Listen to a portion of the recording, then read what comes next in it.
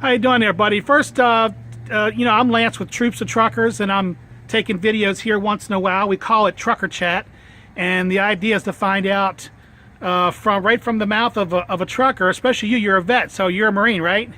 Yes. Rah. And what's your name? Ike. Ike. So, Ike, how long have you been driving a truck? Well, this time around 11 years. 11 years. Yeah. Why do you say this time? Well, I had worked as a driver before for 4 years and got out of it for 6.5 and came back. Now, why'd you get out? I found a better job as a real estate appraiser, and then when the real estate industry fell apart, I went back to driving. Okay. And so, well, number one, has driving been good to you? In ways. Okay, so tell me a little bit. Tell me first. Give me the bad first, then we'll go with the good. What's not been good about driving for you? The bad thing is being gone a lot and not having a real schedule. It's sporadic. Weeks change. Depending on the company that you work for, what their schedule is, the routine, things of that nature. Whether you're home every day or home every other weekend or every weekend, it depends on what their load is,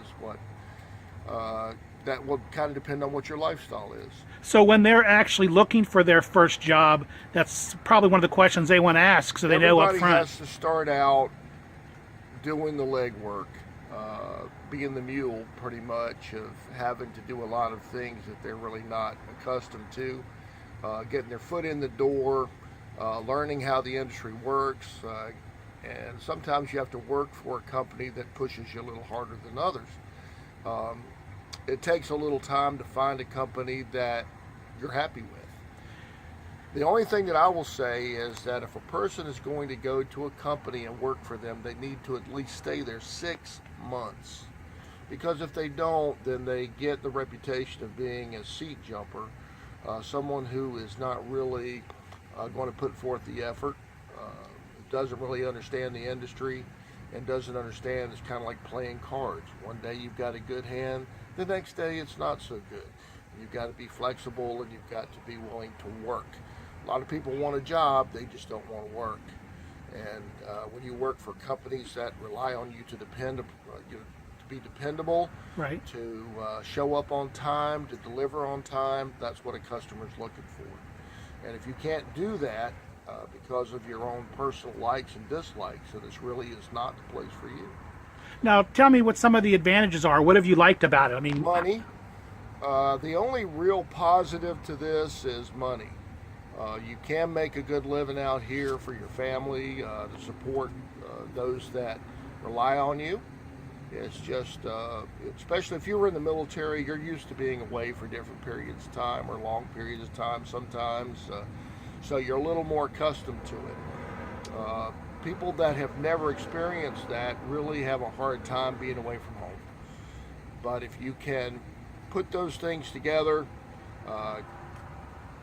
apply yourself, learn the industry, learn how to do paperwork, how to deliver products, how to find yourself, how to find yourself is really hard for some people. And finding the customers, the places, with all the technology we have today, is really not that big of a problem. But being willing to work is the key. And being flexible. Sometimes you have to drive all night. Sometimes you have to drive all day. And learning how to use the system and make things work for you. But what kind of impact has this had on your family life? I have kids. I have grandkids. And I'm at a different stage now. Let's say a guy that's just starting out with a family and got little guys and things of that nature. Some companies provide really good health care. I'm retired out of the Marine Corps, so I rely on the military health care for me. So I don't have that kind of a burden, having money taken out of my account, things of that, or my paycheck. But for a guy that's just starting out, coming out of the military, it's a really good way to clear your head. You're thinking more about safety issues and the job at hand than probably a lot of personal issues and things of that nature. Gotcha. If you've got a good, strong family base, it'll work out fine. Some companies even let you take your wife or girlfriend with you on the road. No kids until you're about 6 years old or so. Tell me a little bit about the difference between local driving and over the road. Over the road driving, you could go to all 48 states. Local drivers generally 250 miles a day out of state, come back in, or you could be in state. Difference in the money? There's a little bit of a difference in the money. If you get on with an LTL company, however, What does LTL mean? less than loaded. Those are short haul, around town kind of loads, like with company used to be Conway. They've gone out of business. Now XPO has taken over for them, but they do a lot of short haul around the city delivering freight that comes in. They work early morning, try and get past most of the traffic, getting that out of the way. But you've chosen to do the over the road the whole time? LTL is something you get into after you have experience. We'll say with my company, you have to have at least 1 year of experience driving before we'll even hire you or consider to hire you, because of insurance, things of that nature. Different companies have different stipulations.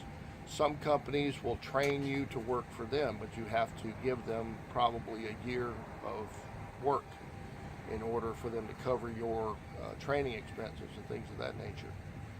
But an LTL situation, the less than loaded guys, they are probably 5-year drivers that have been out on the road for a while, and a lot of those companies won't even consider hiring you until you've got some experience under your belt. So today is Christmas, and we're wrapping this video up, and I'm going to first tell you Merry Christmas. Well, thank you. And also thank you for your service. And any last words you want to say to your fellow vets before we close out? Just stay tough. If you've got any issues you need to talk about, talk to somebody. Don't hold it all in or keep it to yourself. You're not out here by yourself. There's a lot of people that want to talk to you just to pass the time, if nothing else. But I wish everybody a Merry Christmas and enjoy your home time when you get there. Thanks, buddy. I appreciate you. Sure.